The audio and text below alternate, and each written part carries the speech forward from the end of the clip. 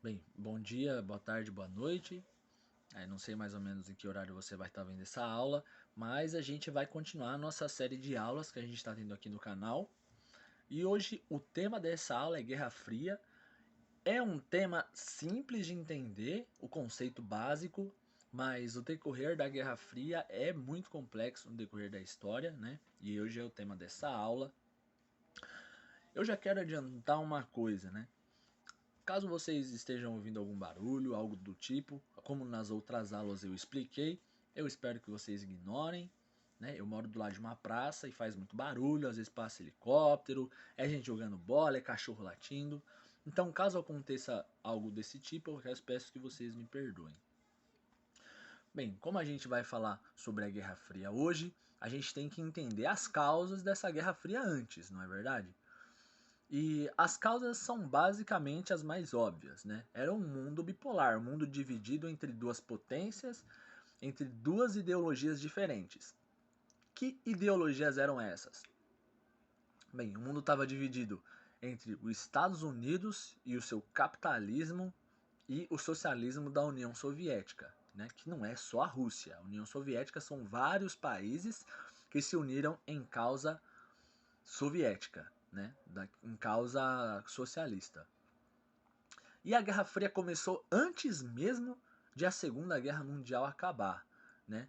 A gente tem algumas datas importantes para relembrar o início da Guerra Fria, mas nenhuma delas está errada. Por exemplo, se você fizer uma prova e responder uma data no lugar da outra, não está errado, entende? Porque não há um consenso, começou aqui. Mas tem vários fatos importantes que é bom elencar para a gente datar o começo da Guerra Fria, né? Mas o que estava acontecendo? A gente estava tendo a Segunda Guerra Mundial, né, que era a Alemanha nazista e seus aliados contra o resto do mundo todo. E o mundo todo não quer dizer todos, quer dizer só as potências, não é? Estados Unidos, Inglaterra, a União Soviética, que se uniram em prol da causa que era derrotar a Alemanha nazista. Mas a Guerra Fria já começou aí, né? Eu posso dar o exemplo do seguinte: depois de a Alemanha ser derrotada e ser tomada, né, Berlim ser tomada pelos soviéticos, ainda estava acontecendo a Guerra do Pacífico entre Estados Unidos e Japão, né? Foi nessa já estava ganha a guerra, né? Os nazistas já perderam. Isso era só questão de tempo. Agora a questão era só eliminar os japoneses mesmo para acabar a guerra de vez. Aí já começou a Guerra Fria. Por quê? Porque as bombas atômicas, elas não foram jogadas, a Little Boy e a Fat Man, que são as duas bombas atômicas, né? Elas não foram jogadas só para acabar com a guerra e para mostrar para os japoneses que a guerra tinha acabado, que eles eram mais fortes. Foi para mostrar para a União Soviética que eles tinham poder e esse poder estava acima de qualquer outro que a União Soviética tinha. Isso era verdade. Se ocorresse uma guerra aí entre União Soviética e Estados Unidos, a União Soviética ia perder com toda certeza. Só pelas duas bombas atômicas que eles já tinham, já dava para perceber isso, não é? E é sobre isso que eu vou falar agora, no começo, sobre essas datas importantes para explicar o começo da Guerra Fria, né? Eu anotei aqui algumas datas para eu não me esquecer. A primeira das datas foi a Conferência de Potsdam, que aconteceu antes de acabar a Segunda Guerra Mundial. Antes de acabar a Guerra do Pacífico, já fizeram a Conferência de Potsdam. E o que ela foi? Foi a conferência que dividiu a Alemanha em algumas partes. Eu não vou dizer duas, né? Porque você tem a Alemanha Ocidental e a Alemanha Oriental. Mas foi dividido em quatro partes, né? Entre os países que venceram a Alemanha. Foi dividido entre União Soviética, entre Estados Unidos, Inglaterra e, se eu não me engano, a França. Entende? Essa conferência de Potsdam foi para dividir a Alemanha para ser dominada por um tempo pelos países que venceram eles na guerra, né? Essa conferência de Potsdam, ela acabou a guerra. Aí teve as bombas atômicas de Hiroshima e Nagasaki. Antes disso já teve a conferência para dividir, perderam, vamos fazer dessa forma, vocês não são mais donos de vocês mesmos, porque já tinha acontecido a outra conferência e os alemães falaram, vamos seguir as regras.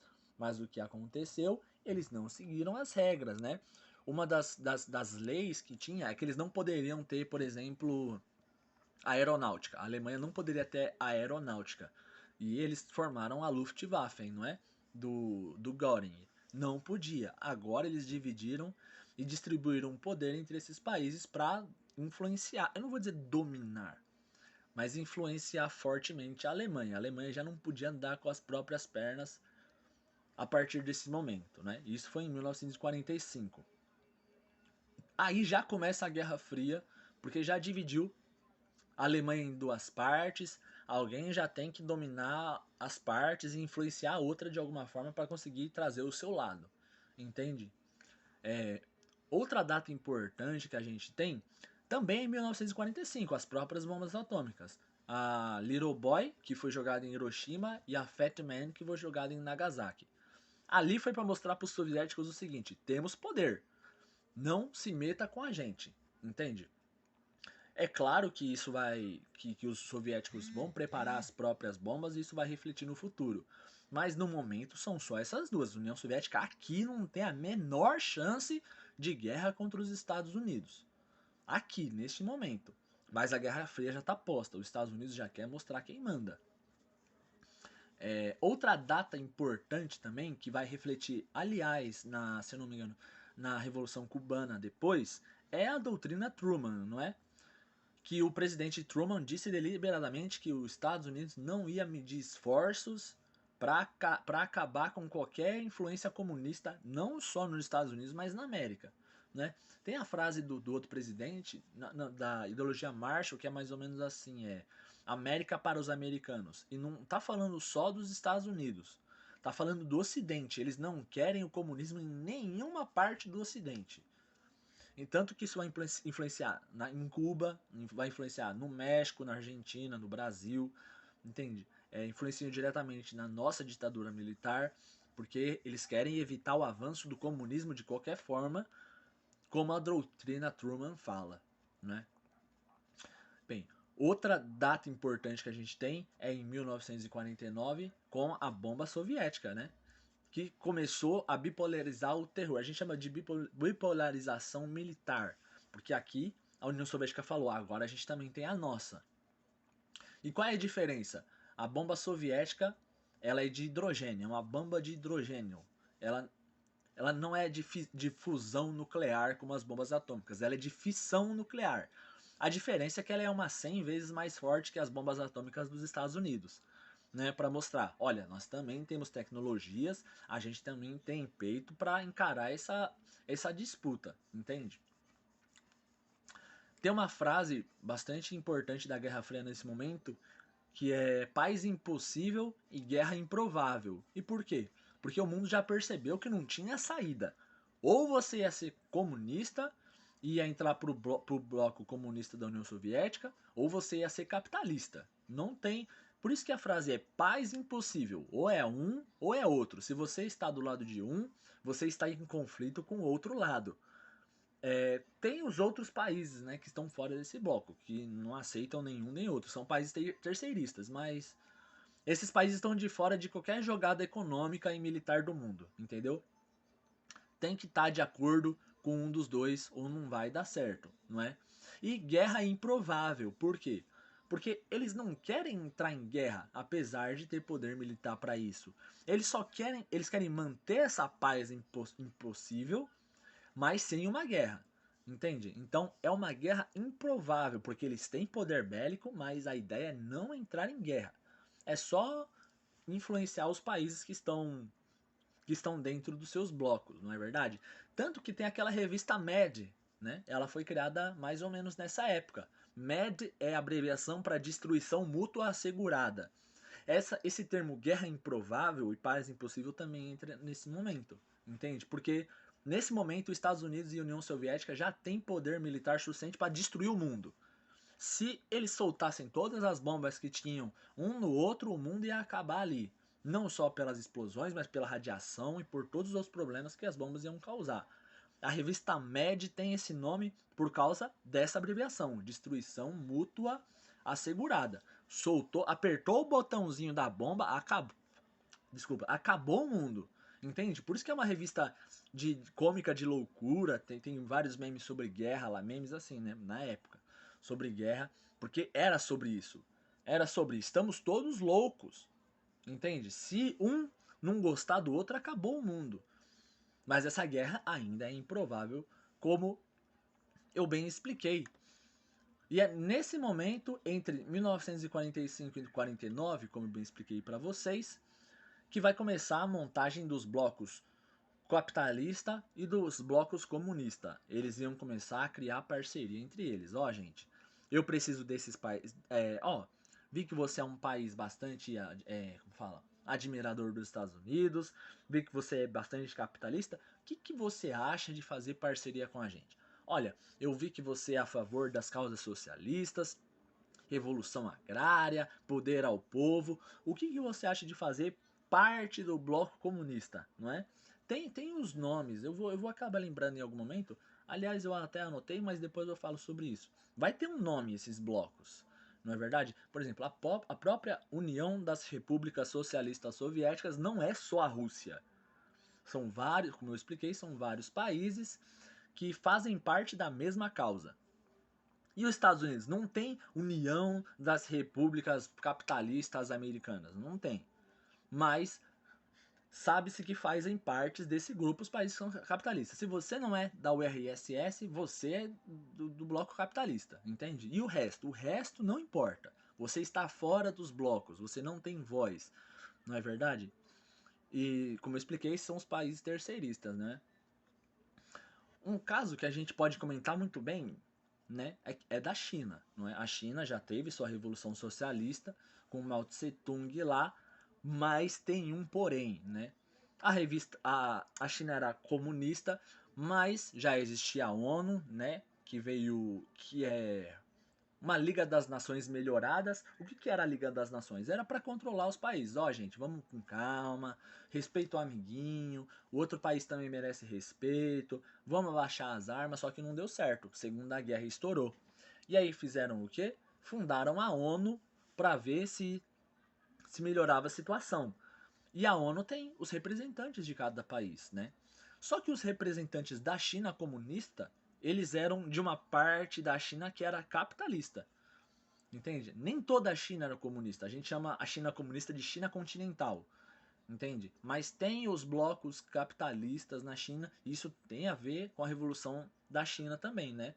Eles são comunistas, eles têm um regime político socialista, porém eles têm partes de um regime econômico capitalista, né? Porque o capitalismo eles chegaram à conclusão de que poderia ajudar certas medidas, né? E tá aí até hoje. A China continental, ela é comunista, mas tem os blocos capitalistas na própria China.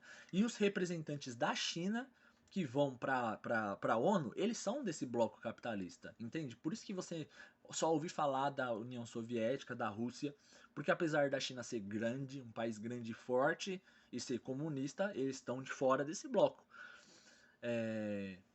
Outra coisa, mas a China também tem bastante influência nessa Guerra Fria, né? Porque em 1950 a gente tem a Guerra da Coreia, né? Entre Coreia do Norte e Coreia do Sul, não é verdade?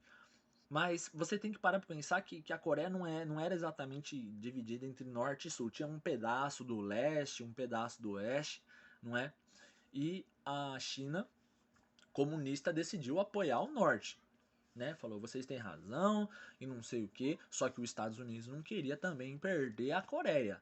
E aí eles começaram a apoiar deliberadamente o sul, não é verdade?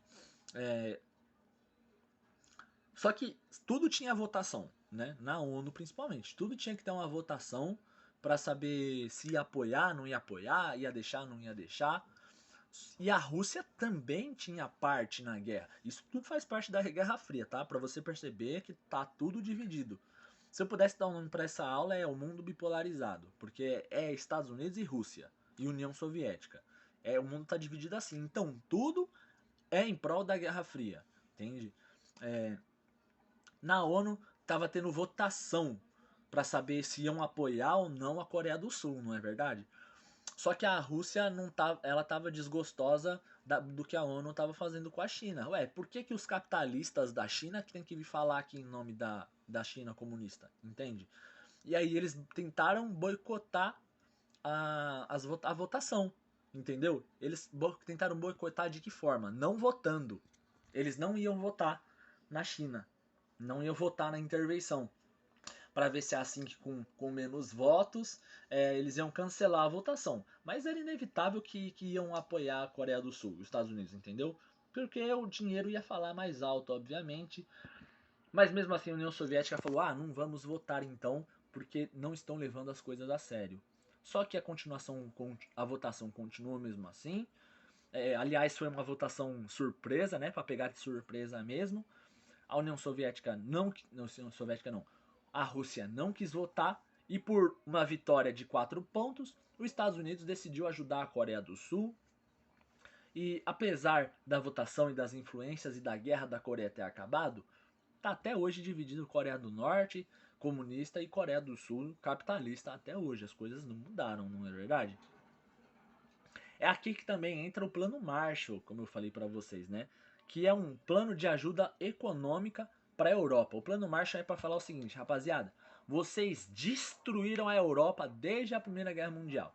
Não conseguiram se conter, destruiu o amiguinho, a França lá, metade da França foi embora, a Inglaterra, Londres foi bombardeada, a Alemanha também, apesar de ter sido a causa da guerra, também está destruída. O plano Marshall dos Estados Unidos é criar aliados econômicos. Falou, olha, eu vou ajudar vocês a se recompor, mas vocês têm que, né, ser aliado nosso agora, né? Isso ajudou muito a criar aliados para os Estados Unidos. E é claro, como os Estados Unidos é capitalista, tudo era feito à base do dinheiro, né? Tem um nome para esse, é plano Marshall, né? Acabei de lembrar. Como eu estava falando, né? O plano Marshall é isso. Como é que eu posso dizer?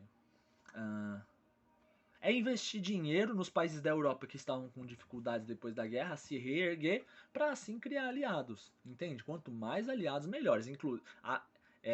Inclusive países da Europa, né? Porque os países da Europa eles não são, vamos dizer, pobres, miseráveis, não é verdade? Mas eles estavam destruídos por causa da guerra. O plano Marshall foi para ajudar esses países. Do outro lado, nós temos o bloco soviético, não é verdade? Eles também criaram um plano para criar aliados. Só que esse plano é o Comecon, não é? Deixa eu ver se é aqui. Comecon, que é o modelo da União Soviética. Bem, a União Soviética não é capitalista. Então, eles iam investir dinheiro também, mas não era só com dinheiro. Era com embargo econômico, era com facilitação para exportação, importação de produtos, não é verdade? Porque a União Soviética não é capitalista. Então, o investimento deles era de outro tipo, não era econômico, não é verdade? É aí que também começa a formação das alianças, na verdade. Eu lembrei que tinha um nome, mas eu lembrei agora como está anotado aqui. É a OTAN, que é a Organização do Tratado do Atlântico Norte, que é um tratado entre Estados Unidos e alguns países da Europa, da parte norte do globo, não é, para ser uma aliança forte. Olha, temos aliança com outros países, inclusive o Brasil tem aliança forte com os Estados Unidos, os outros países da Europa mais ao sul, como a Espanha, mas a OTAN é pro Atlântico Norte, entendeu? Países que estão no Atlântico Norte e Estados Unidos é a OTAN, entende?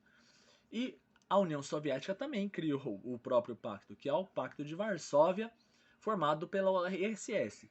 Esses pactos, essas alianças eram para basicamente tipo, ó, temos as mesmas regras, se alguém atacar qualquer país da nossa aliança, a gente vai defender, a gente vai investir, não podemos deixar o avanço do outro tomar os nossos países, entendeu? Funcionou?